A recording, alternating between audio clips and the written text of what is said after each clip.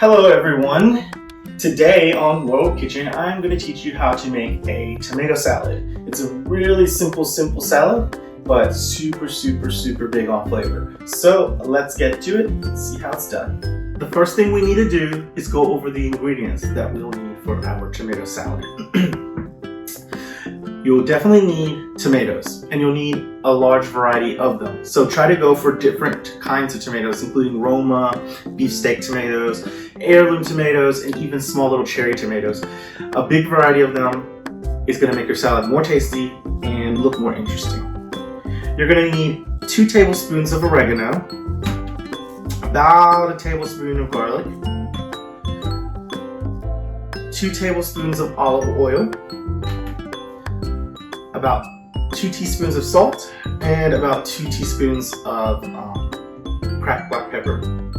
And your tomatoes, depending on how many people you're making it for, you're going to need about 2 or 3 cups of tomatoes. Now, let's make the salad.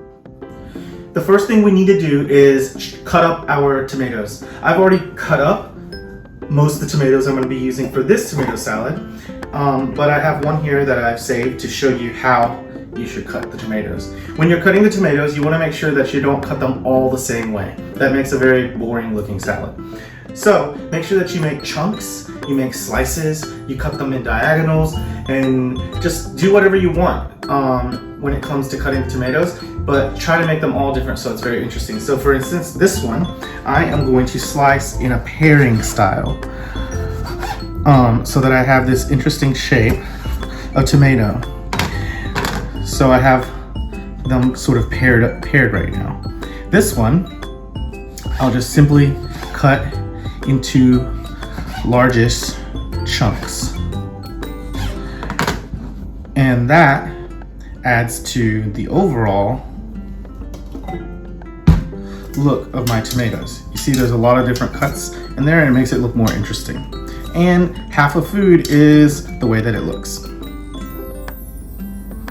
Once we've got our tomatoes cut up into the different sizes, we're going to take them and we are going to salt them. Salting is really important because that's going to bring out the flavor of your tomatoes. It's going to intensify it. So basically what we're going to do is we're going to add a crap ton of salt to the tomatoes. Don't be afraid. I mean, you probably want to add about maybe 4 or 5 tablespoons of salt. And then you want to just kind of toss them to combine them. And as I always say, I think our hands are one of our best mixing tools. So just use your hands to gently reach under the tomatoes and toss them. Really gently. You don't want to smash your tomatoes, but just do that. And as you can see underneath, the water is starting to drain out and pull all the salts from out of the tomatoes. So we'll let that sit for a little bit and then we will continue making our tomato salad. Now our tomatoes have sat for approximately 10 to 15 minutes and have drained. We're going to dump our tomatoes inside of here. But before I do, I want you guys to look at this. That's all the liquid and most of the salt that's come off of the tomatoes. So we don't really need to worry about them being over salted. So pour the tomatoes into a separate bowl.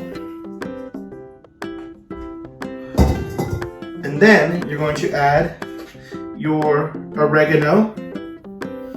A lot of people add basil to their salad, and that's fine, but I am focusing mostly on the flavor of the tomatoes, and I think that oregano complements tomatoes better than basil.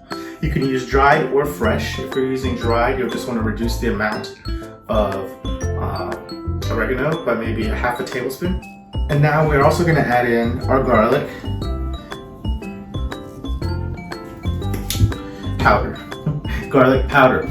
You can use fresh garlic, but garlic powder has a more intense flavor. And for this, since you kind of want it just to kind of sop into all the juices of the tomatoes, I like to use powder. We're going to add our olive oil in. Use good olive oil. So I always say that for salads, you should try to, spend a little bit more money to get a better quality olive oil because you can taste the difference. But that's just me.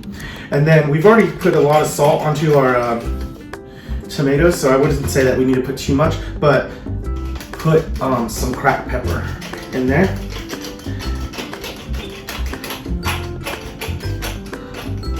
So those are our ingredients all together for the salad.